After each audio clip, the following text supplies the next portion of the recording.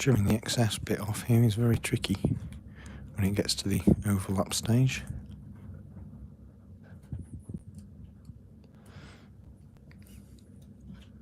Just press down with a knife, make sure it holds.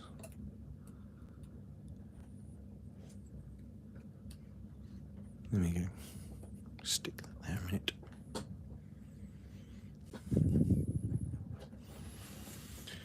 It's really slippy as well. I could do with a non-stick mat to hold everything in place.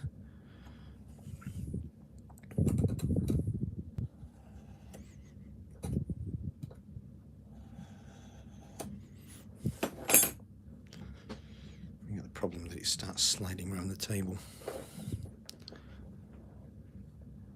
Almost, but not quite. I just need to come down a bit lower. Oops. I'll just wedge it against the side of the diorama there. It's going to need a ridge tile over it yet.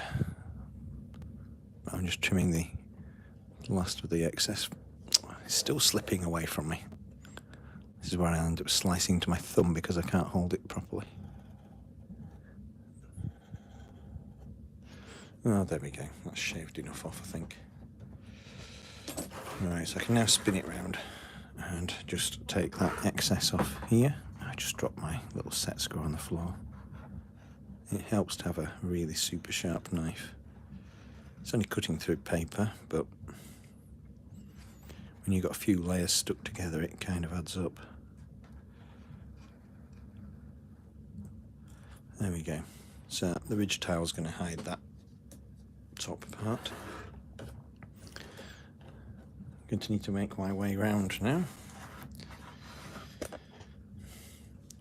Try not to keep hitting the camera, the tripod, but I'm in a bit of a precarious place here right now.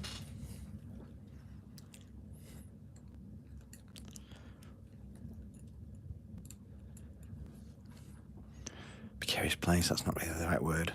I'm kind of stuck to one little tiny cramped corner of my workbench because of the sheer size of the diorama now. And that means that I'm finding it tricky to work on smaller pieces or smaller aspects.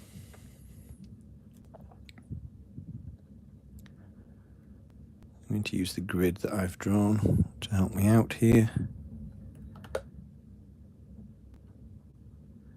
And stick it on the third line up. I'll just let those merge in the middle. I need to stick an overlapping strip over the top of that now, just to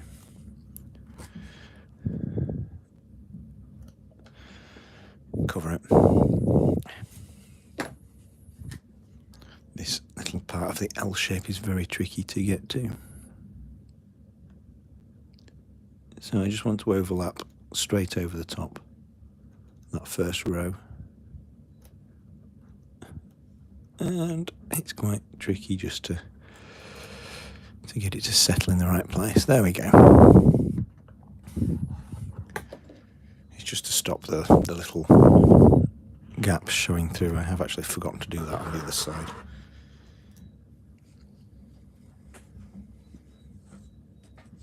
I just dropped everything on the floor again.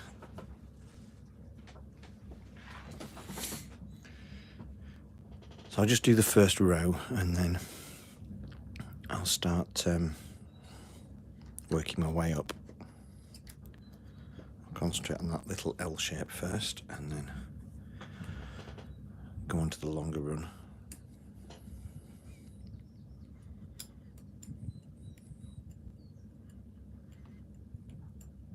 I just need to use my knife to tease the backing layer off. It's not always, sometimes it comes off really nicely and sometimes you really struggle.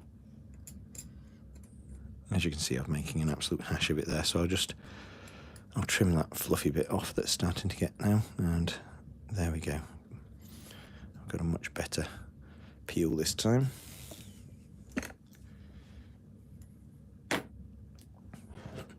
And again, I want to stagger that overlap.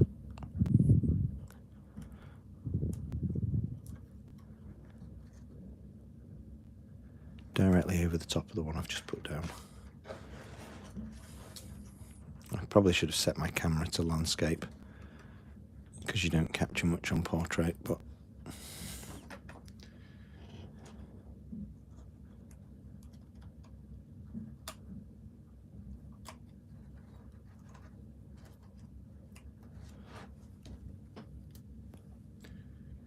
maybe next time, maybe next time. I'm still not used to properly streaming on YouTube,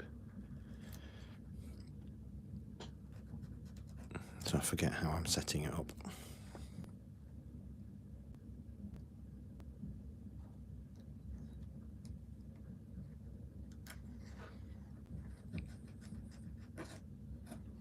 I'll trim that properly when it's all on, it's easier to do. Right, now I've got that first row in place, I'm just going to continue up, staggering it as I go.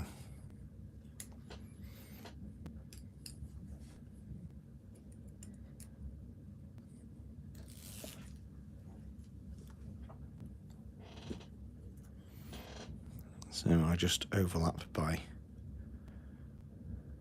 one grid. These grids are 2mm, that's not actually overlapping properly. It's a try again. It's a 2mm graph paper that I've glued straight onto the roof substructure to help me lay this out. So each tile strip I'm putting over, overlapping by 2mm.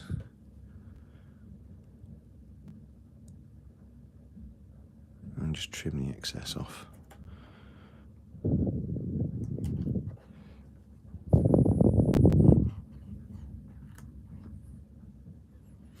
I want to try and minimise the amount of waste, so I'll just use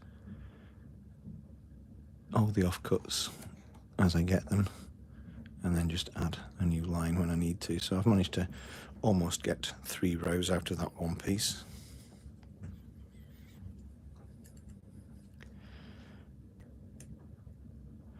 I just have to trim off the extra wide tile at the beginning of the row so I can carry straight on.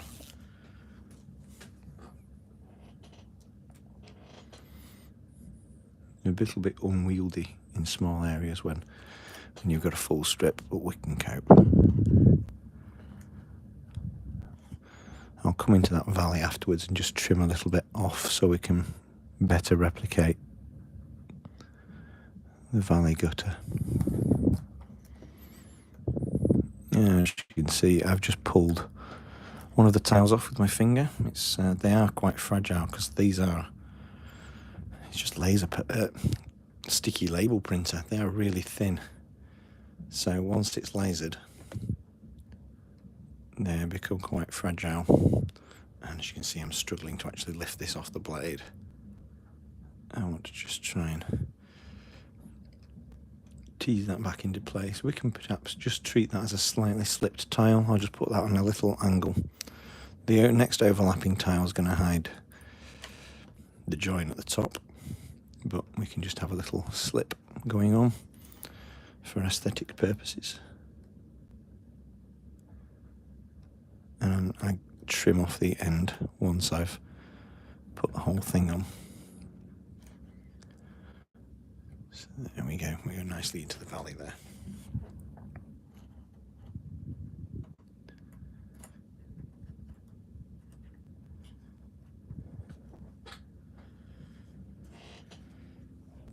I do end up having to peel all the excess bits of debris off the table after I've done it for a while.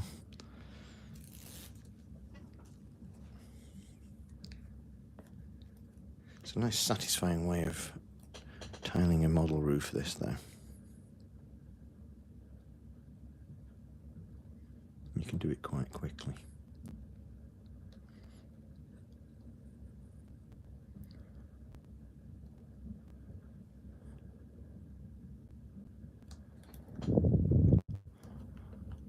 You just got to watch out they don't stick to your thumb like I've done the previous one, or your finger.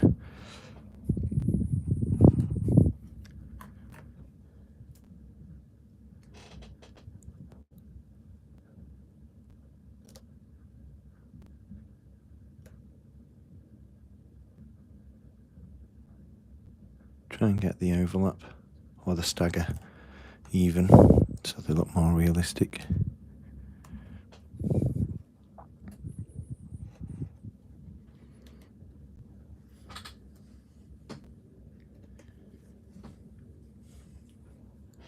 That one was a bit too small. I'll just put it to one side just in case I end up with a little bit that I need. But I do have plenty to go at.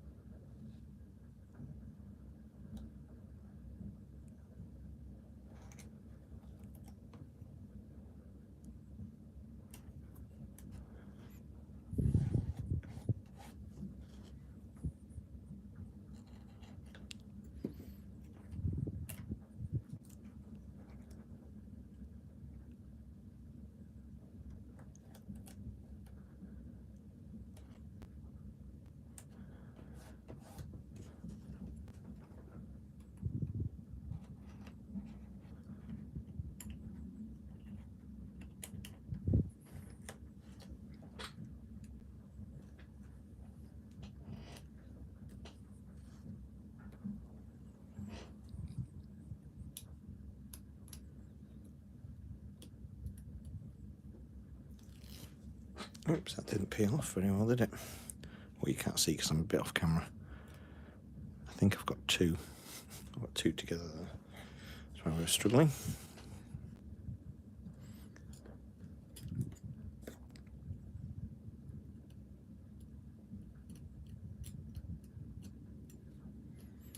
Again, it's not peeling off very well. There we go.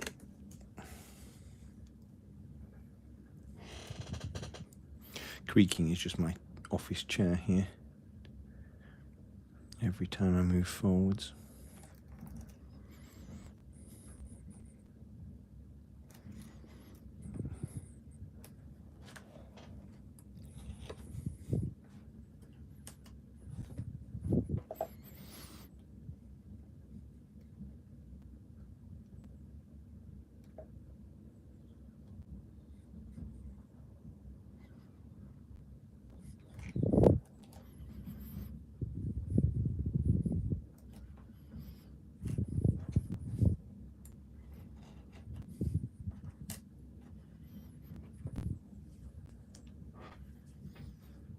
I don't know if anybody's actually chatting and I can't see it, but there's just nothing showing up on my screen here.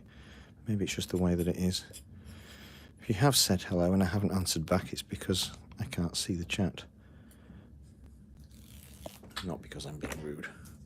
But if you're just being quiet and not talking at all, then that's fine too. And because of where my little camera holder is positioned, I keep hitting it, so sorry for the constant earthquakes. It's just not that easy to work and film at the same time at the moment, just because I don't have a lot of space left. I'm going to have to go back I can tidy those bits up, I think.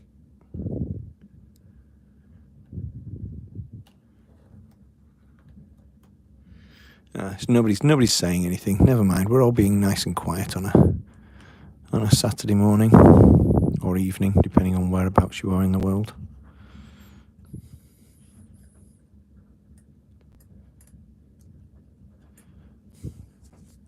Thank you for confirming the quietness, though. I hope you're having a lovely day.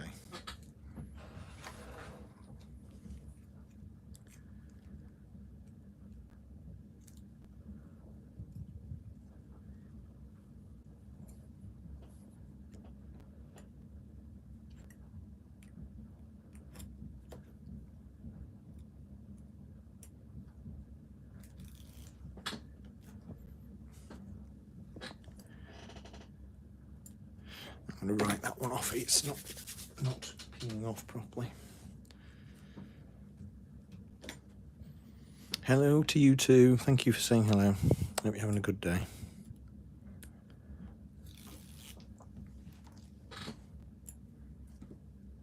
Good afternoon, Robert. How's Robert?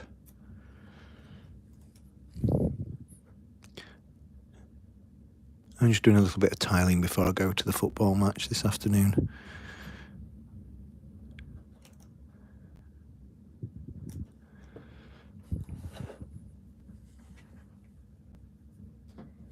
I'm making a house, yes. This is actually well, being facetious, it's a barn conversion in real life.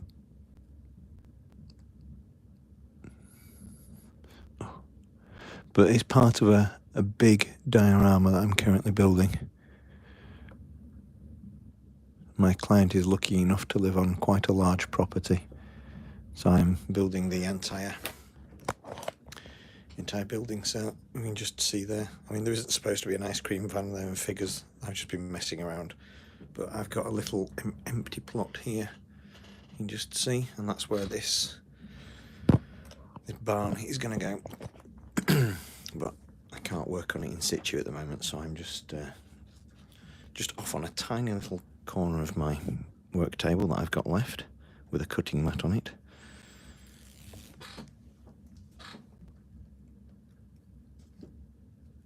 And I'm just trying my best to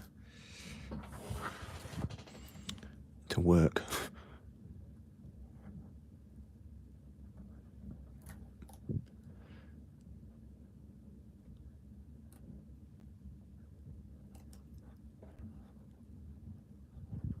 Just wandered off a little bit. It gets harder to line them up properly when you run out of graph paper.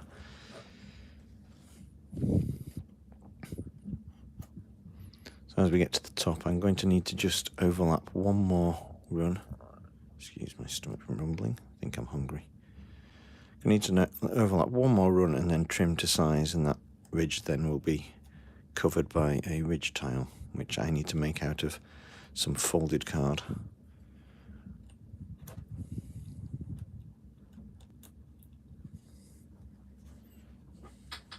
And I was saving that little offcut from earlier because it was too small to work with, but it's just perfect for finishing off this little run here.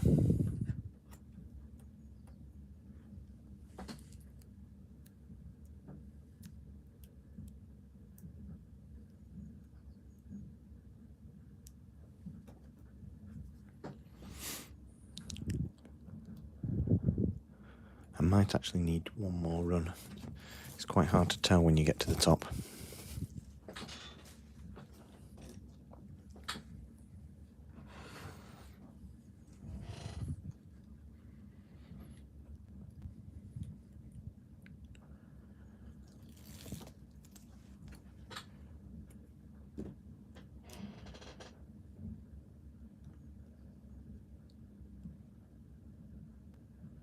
Robert, are you still there? Did you ever finish that high-rise tower? Are we still going at it?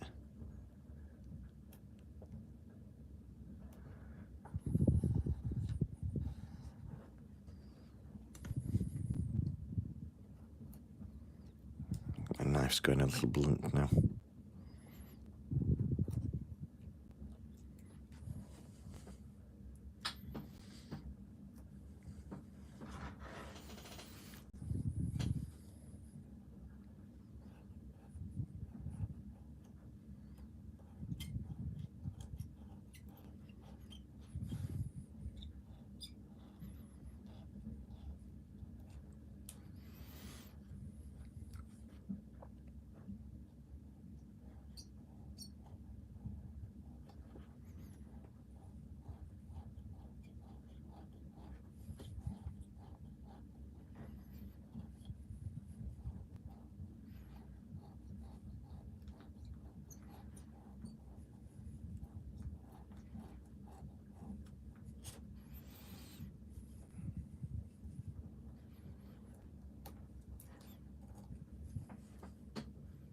Let's reach the end.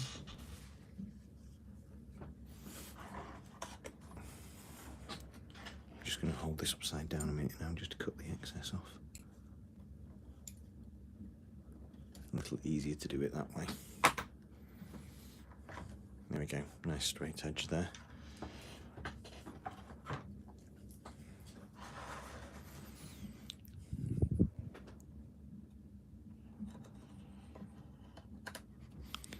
Just try and tease off these overlapping tiles in the centre there now.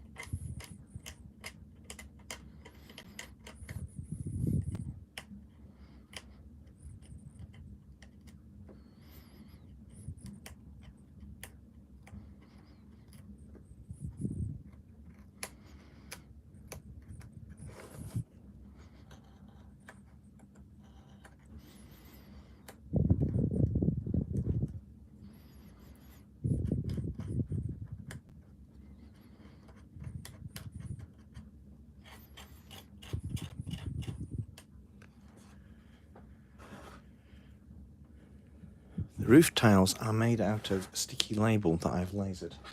So I've made my own laser cut roof tiles. So basically we've got self-adhesive sticky label paper that I've lasered the roof tile design straight onto. And as you can see, it's got self-adhesive backing, so I just peel that off. It's very sticky. And I can just lay them straight over the top. It does make roof tiling very quick and easy. He says, struggling to lay it up. I just need to make sure I've got enough overlap into that corner. So rather than having to mess around with glues and getting glue seeping underneath everything and clogging up your tiles, making them out of laser paper really makes a very effective way of doing it. And of course, slate tiles like this will be really, really thin in real life, so at scale it's kind of almost negligible that there is a thickness there at all. Thank you, Vicosis. Sorry, thank you, Deutsches Kaiserreich. I hope I said that correct. Deutsch. I never studied German. I did Latin instead. I kind of wish I'd done German now because it's be much more useful, I suppose. I mean, Latin has its uses if you go into the sort of classics and architecture type of world. Not architecture, that's the wrong word. Archaeology. I know it was an arc. Anyway, apologies if my pronunciation was horrible. Yes, it is. It's a really nice thinness, and once I've got a layer of paint on, it should look the business. The only trouble is that when you're working so thin like this, that you have to be careful that your paint doesn't clog up your fine work. Can I hold that to the light? It almost looks like you can't see through the tiles, but you can. If I just hold it up like that.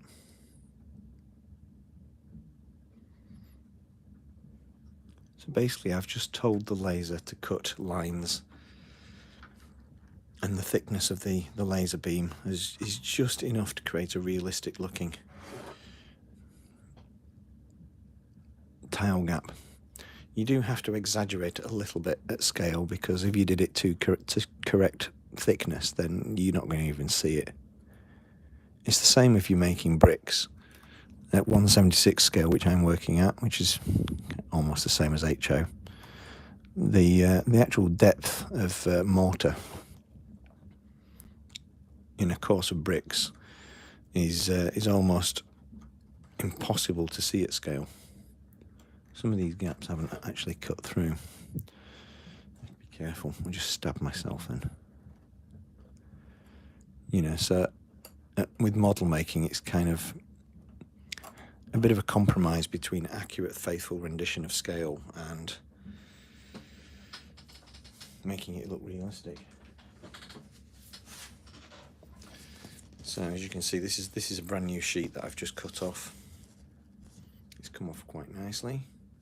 Although saying that, I think I might have to slow my laser thickness down a little in some places. Might have to do another one. In which case I'll have to stop. Let's just see how a couple looks. I'm a bit worried that you can just see there that that's not it's not quite cut through all the way. Just see how a couple of these look. If they're not looking good, I'm going to have to cut myself another sheet, which means a delay on what I wanted to do.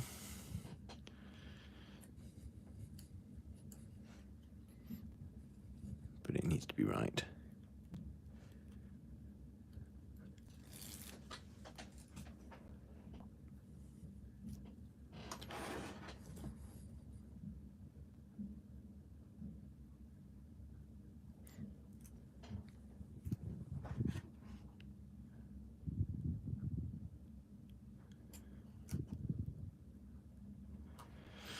So I haven't had the laser cutter that long, so it has been a bit of an experimentation with settings. Sometimes you can have it on far too vicious and it will just burn straight through everything. But if you have it on too fast a speed and too low a power, it just barely marks the surface rather than slicing through it.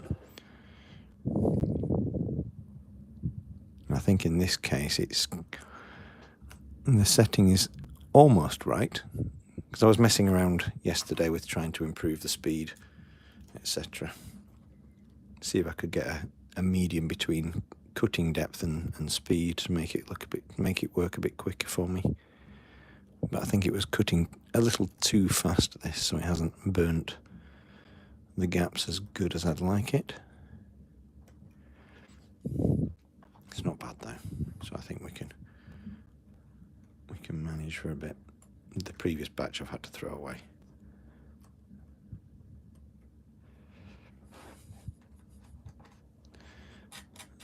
A little bit of static grass cut there. Oh, it might be a dog hair. It's the problem with having a dog in your room. His hairs get everywhere.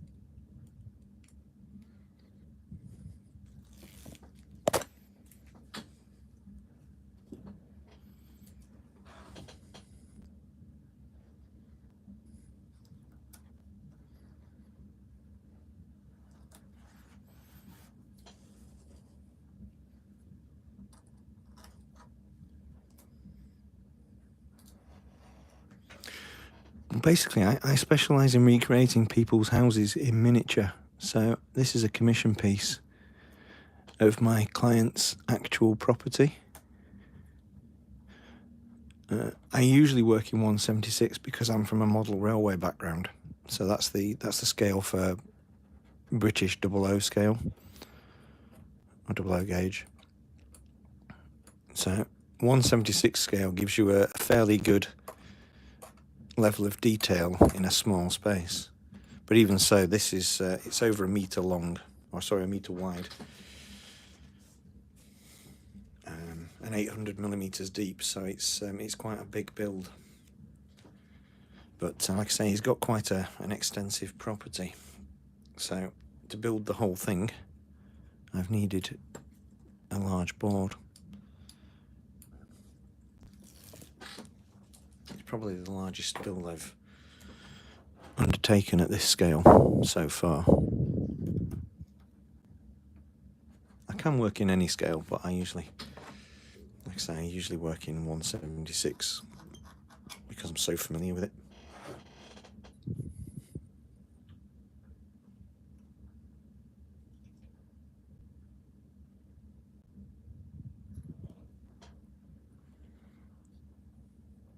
So when you say you do 28mm, 32mm, is that wargaming scale?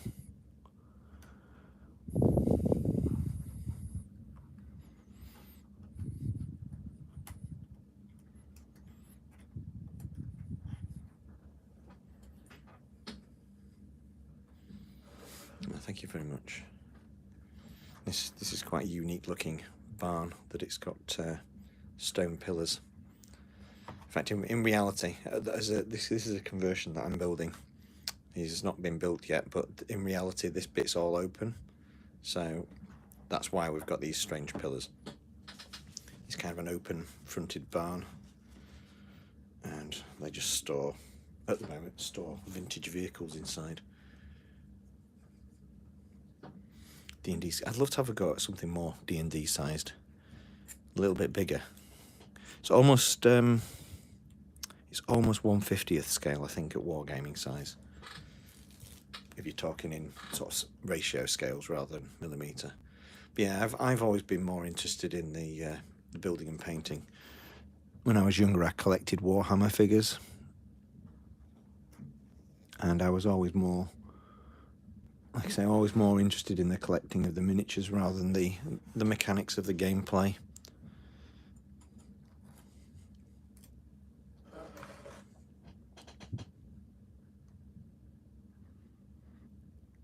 I do follow quite a lot of wargamers on social media, and it's crazy business.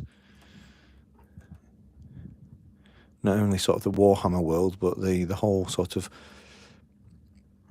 battle reenactment games that are around. It's quite big business. Oh, it is indeed, yes. Yeah, sort of with the painting and collecting, you can kind of just dip in and out of it, can't you? I follow one guy on Twitter, and he's got a dedicated game shed. And thank you very much for the compliment, by the way. He's got a dedicated game shed where he plays the battles, etc. But he's got boxes and boxes of kit for various games and scenarios. So I don't know how he must be retired. I was going to say I don't know how he finds the time, but he does put an awful lot of time and effort into it.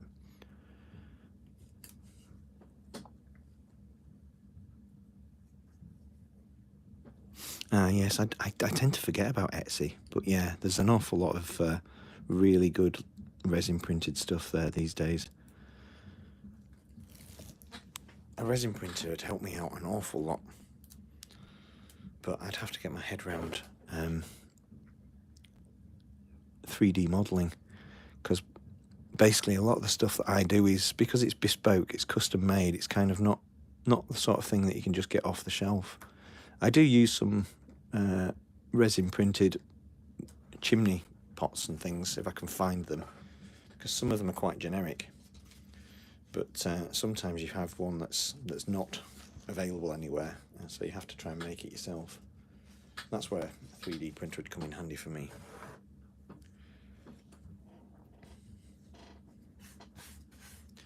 Like I say, I tend to forget about the existence of Etsy, even though I've got a little Etsy store myself. I've not got an awful lot on it at the moment, but with the arrival of the 3D printer, I might start setting up some products to sell. I've been experimenting with a little shed design. You might just be able to see it blurred in the background there. But when I was doing the prototype building of it, I lost one of the sides. I think I've accidentally tidied it away into the bin when I've been picking up debris. So that's a laser cut shed that I'm working on at the moment. Like I say, I've lost that side, but you can produce some really fine and delicate cutting.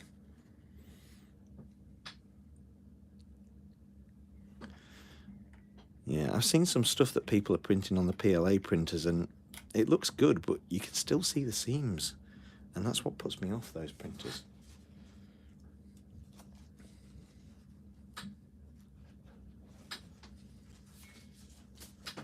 So the seams, you know,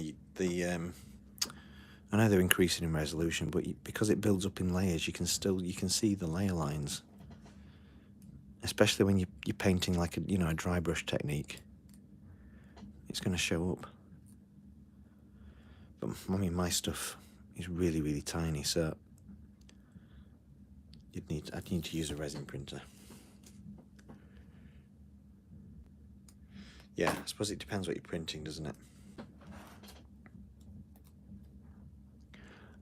Like I say, I'm talking like I know what I'm talking about, but I don't.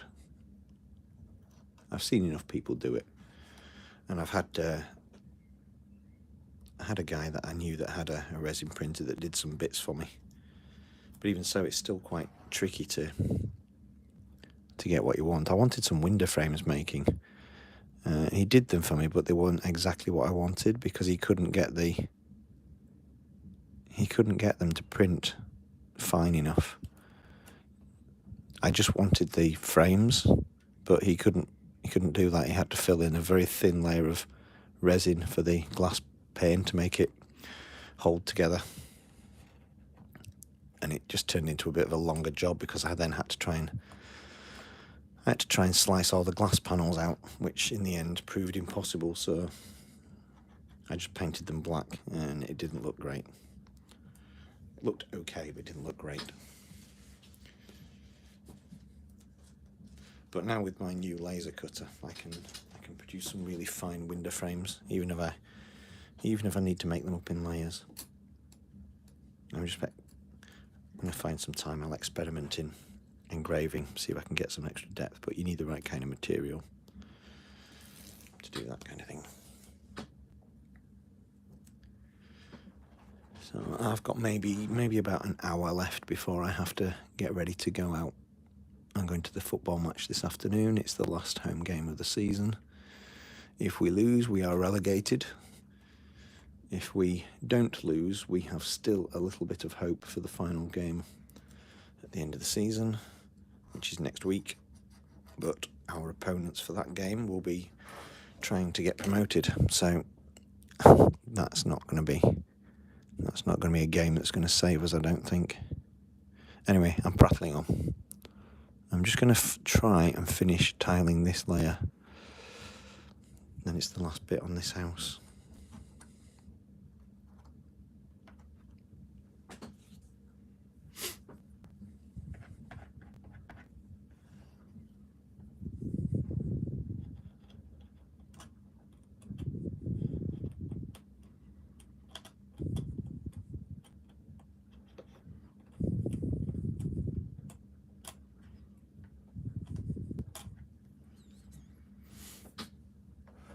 Gotta go. Thank you very much for joining us this afternoon. Thank you very much. I hope you've given me, if you're not already following, I hope you've given me a subscribe. I'm going to be doing a bit of a review video of the laser cutter next week. I made a little picnic bench, so I'll be showing that. And my channel is full of all sorts of things, from tips and techniques to full builds. Thank you very much. I do appreciate it. Have yourself a great day.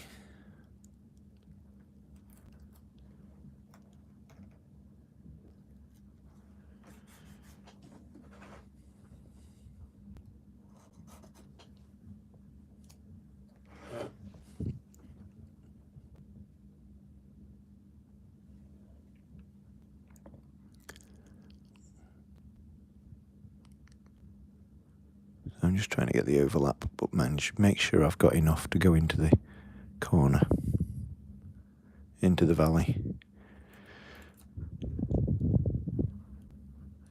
Try not to go wonky. There we go, that's perfect. And I'll just slice this overlong tile off the end.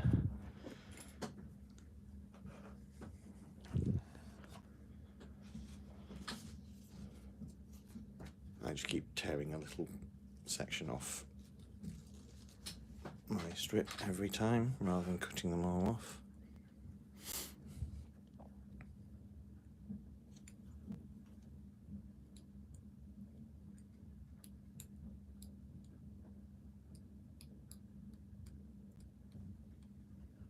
It's going a bit dark, isn't it? I'm not going to turn the light off because it's daylight. That's happened again. Getting a bit fluffy. Sometimes it just refuses to come off.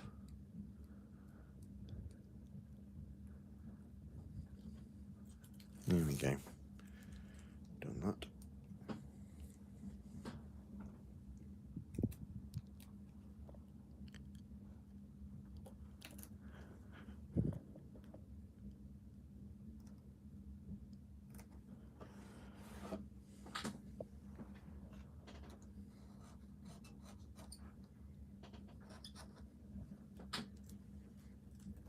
I'll just keep stacking those up. I'll peel it all off afterwards.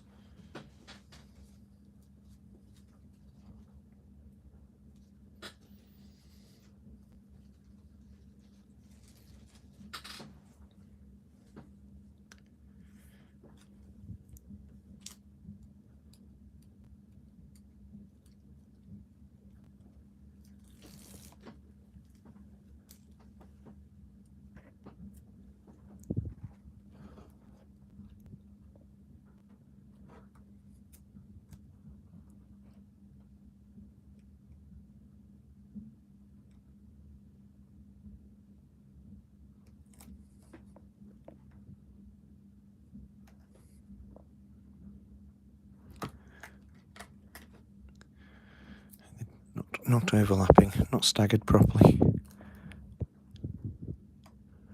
whilst it starts off looking reasonably okay, by the end of the run they're almost lined up and that looks wrong. Oh, it's not working. Let's just rip that off and start again.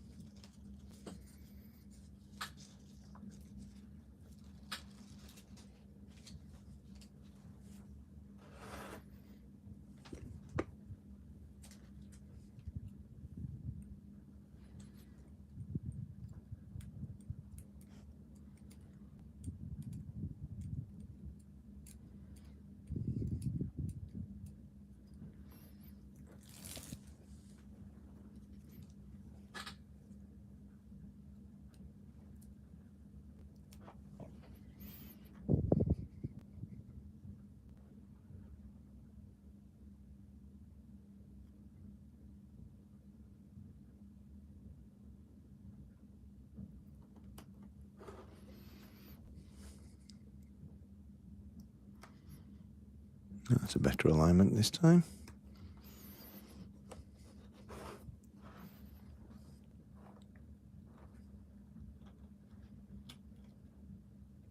I need to design a new sheet that doesn't have the extra long ones in an awkward place.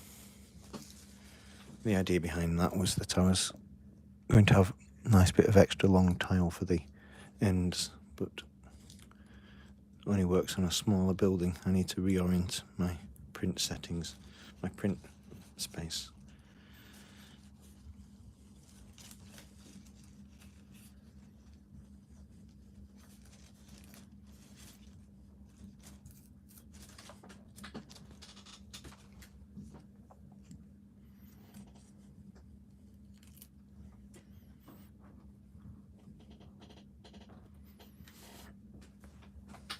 I've got fat thumbs now, I can't pick it up. There we go.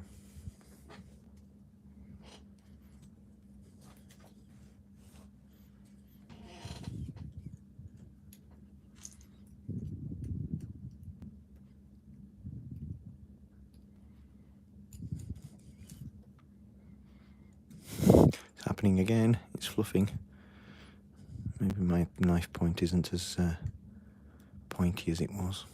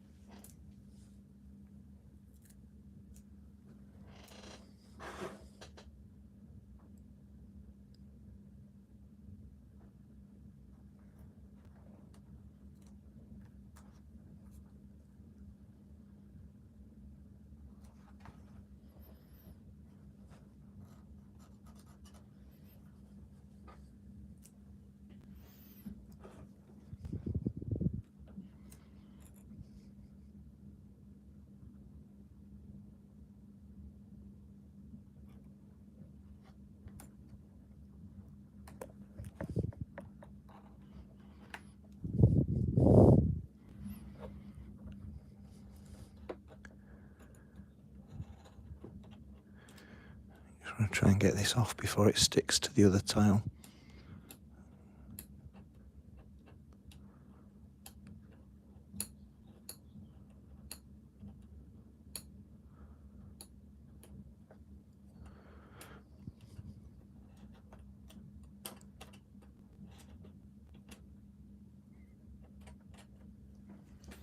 There we go.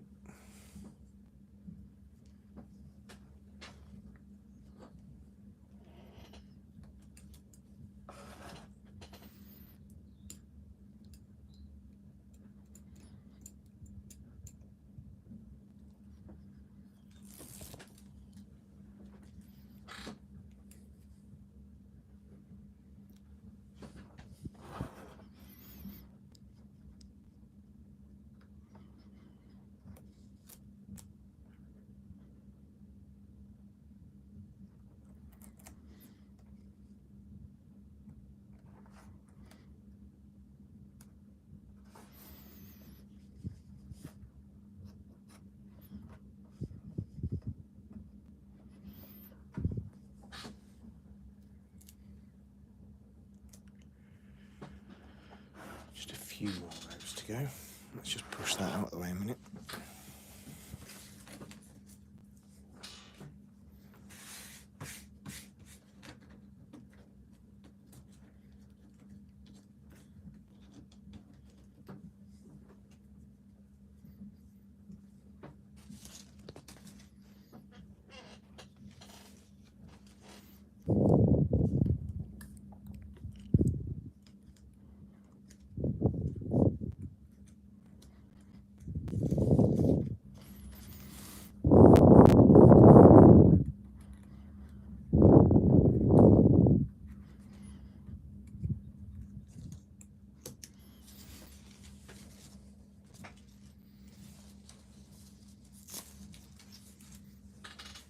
Just trying to release a few more strips.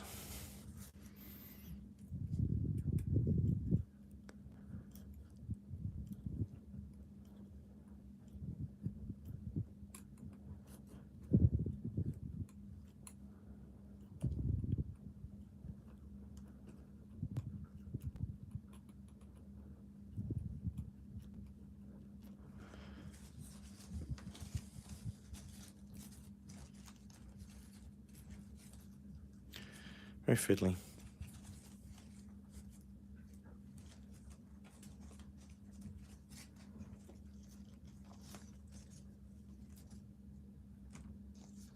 like I say, it's an example of needing to adjust my settings so it comes off a bit better.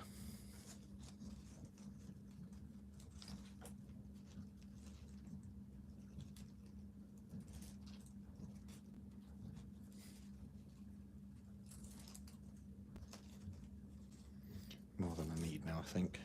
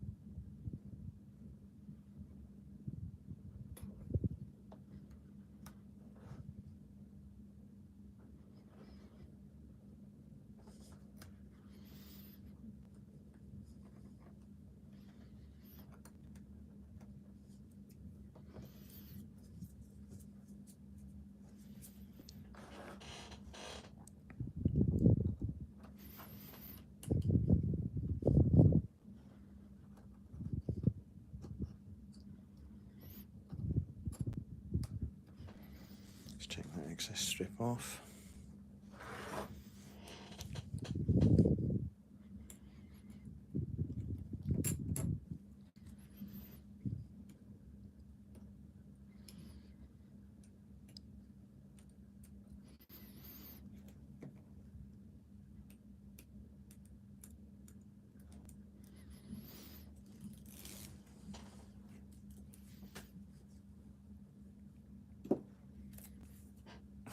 Stuck to my thumb then. Not good. It's because I've got maybe plaster stuck to me.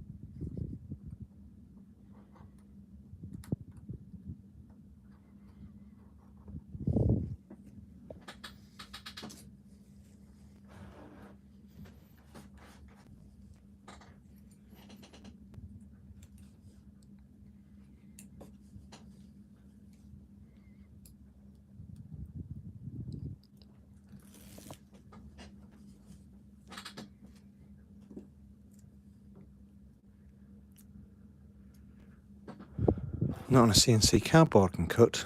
Depends how thick you go. I mean, I've successfully cut 1mm thick, 1mm thick craft board, but it will cut quite easily 2mm basewood. So cardboard shouldn't be an issue. Depends what it does depend what kind of laser you've got. Mine's a 22 watt.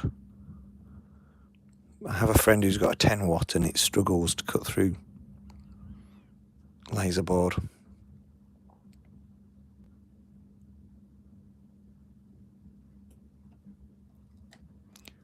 I haven't done an awful lot of experimenting, but like I say, it'll quite easily cut through 1mm craft board, which is what I made this little bench from.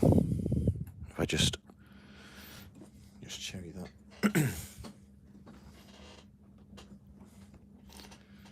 So I've made a tiny little garden bench. I still need to poke the holes out in the back properly, but that's 1mm card.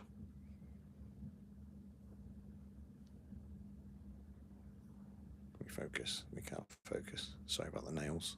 Hard-working nails. So yeah, it will quite easily cut through 1mm. And I'd say it'd cut through 2 as well. Cardboard, MDF, supposedly cuts through acrylic as well. I haven't pushed it, but I won't be using things like that. Reclaim materials, perfect.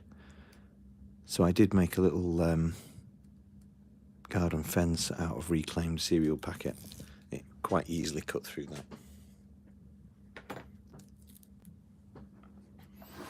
You can make so many things with reclaimed materials. Cereal box card is really, really good model making material.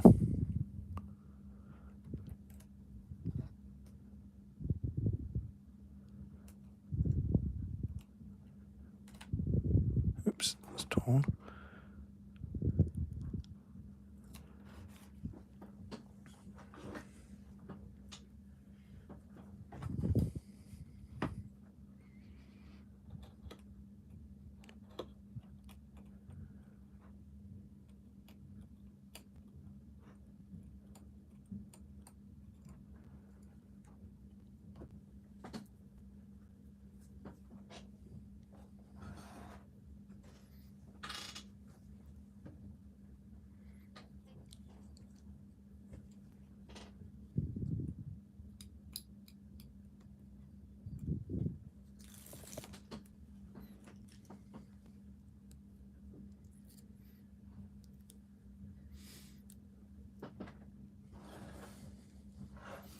It depends. Yeah, I mean, I know what you mean about the thick board, because I tried that previously for hand making stuff, and it is quite thick. You can get it in different thicknesses though, which I've just found. I've spent a little bit of time and money looking at some materials to work with. I usually primarily work with a PVC foam called Foamex, which is a great model making substrate.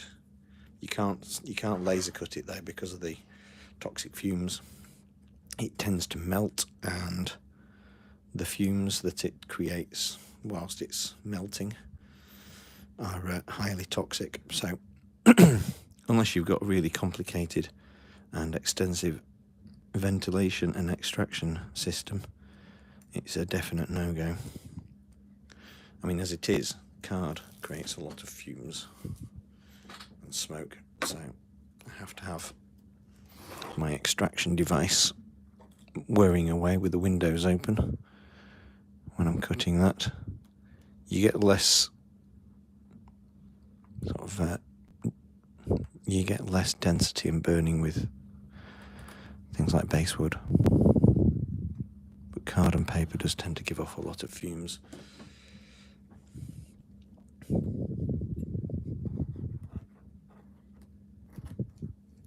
Yes, I do find that I'm saving. I'm going to throw that away, it's too sticky. I do find I'm saving my cereal boxes more often now because, like I say, it's got a nice weight of card.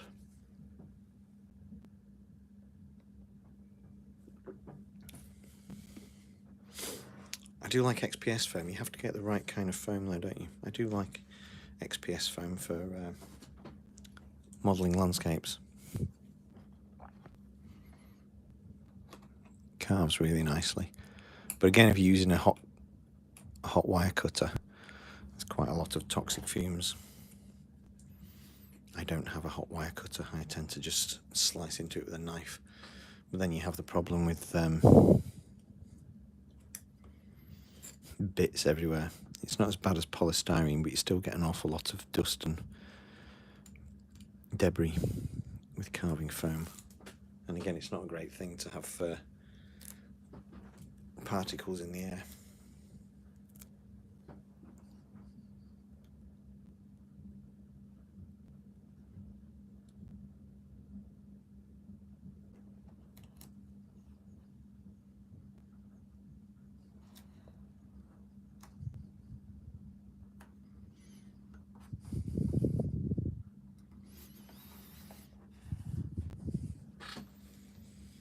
May or may not be the last lap.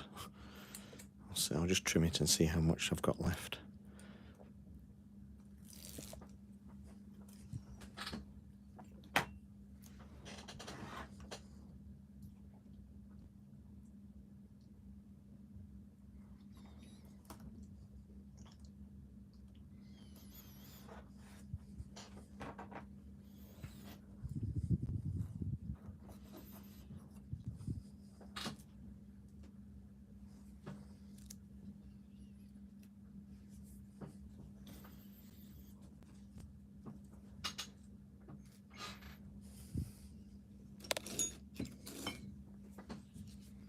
just going to change my scalpel blade to make it better for cutting that excess off. Well, I say that. Have I got any left? Oh, that was close. Just give me a minute. Ow. Oh, I'm seizing up. Still suffering from playing football on Thursday night. Recovery times are too slow now. Alright, brand new scalpel blade. I've lost my favourite handle. It's around here somewhere, but I don't know. You do need the precision of the hot wire. Yes, like you say, I've seen a lot as well. I mean, you can get by without one. It depends what kind of stuff you're making. If you're making like precise brick walls, etc., then yeah, you do need a hot wire cutter. Now, am I going to need another layer? Or is the bridge cap going to hide that? Bridge cap's going to hide that, we're fine. That's enough now. So I just need to carefully trim off this excess from the top without damaging the tile underneath. On the opposite side. Probably better if I cut this way around. Whatever wiggly lines I end up with, I'm going to be masking with my ridge tile.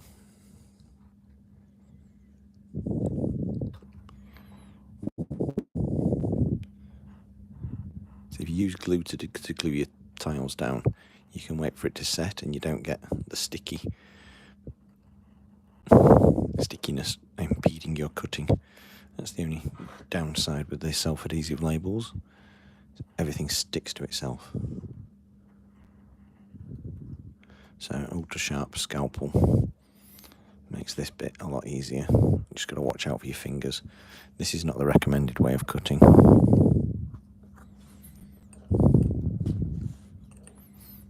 You always cut away from yourself, not toward yourself. But I kind of know what I'm doing because I've been using knives for a long time. I've cut my fingers plenty of times.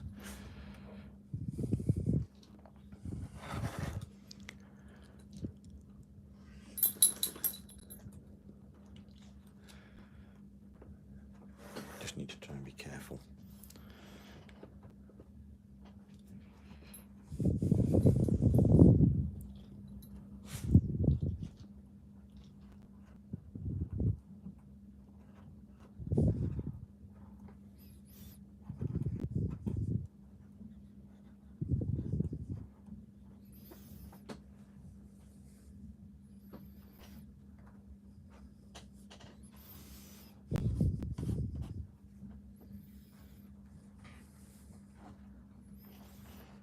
Right, I'm just going to tip this upside down to get myself a flat surface.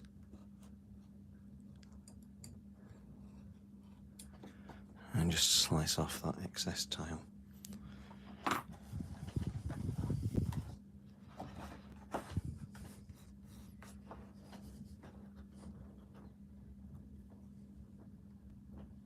Right, so all I need now is to make myself some ridge tiles.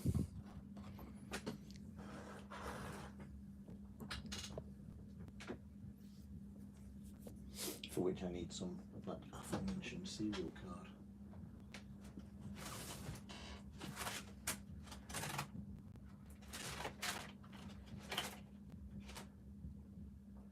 And I don't actually think I've got any to hand at the moment, so I'll have to hold off on that. It's a shame I can't finish it off.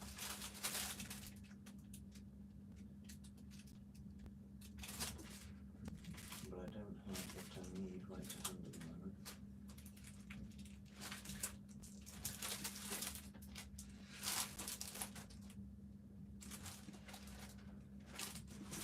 No, I can't find anything, so I'm going to have to call this off. You can indeed, yes. This one isn't actually a modelling injury. I've just got a little skin pull that I keep catching, so I've had to put a plaster on. Right, I'm going to call it a night. No, I'm not going to call it a night because it's afternoon. I'm going to call it an afternoon at the moment because I need to find myself some more cards to carry on. And I haven't got any at the moment, but I'll just show you. No, I can't turn you around. I'll just show you the diorama that's going on. I've not an awful lot of space, but this house will sit, or this building will sit in here. I'll just loosely place it because I've got to properly wire it, but it's going to sit in there, and then those wires will be hidden by this bit of roof that sits onto there. So I can't glue that in place until I've got that fixed in, because that's where everything goes. You're welcome, Karen. I'll just try and give you a quick zoom in on the other bits before I go. I mean, it's quite difficult to light because it's underneath.